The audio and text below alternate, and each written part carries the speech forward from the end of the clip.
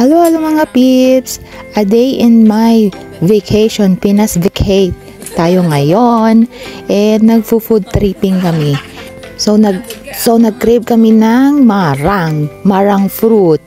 We call this marang, and it's only found in Southeast Asia countries like Philippines, especially in the Philippines, Malaysia, Indonesia, char dyan, mga Southeast Asia. So, ginuog ko, Diyos ko, 5 years ako hindi nakakain nito. Lamon ako ng lamon talaga nito, itong marang na to. So yummy, so delish.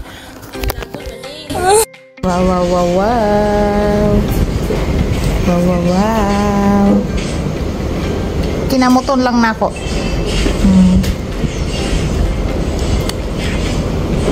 We do it.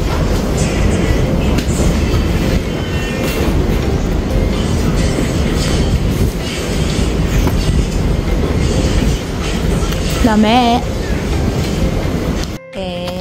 Ang dami talaga naming nakain. Nakailan na kaya kami nito? As in, parang nagkikrave talaga ako ng marang talaga. Kasi 5 years ako hindi nakakain. As in, masarap na masarap. So, that's all for today.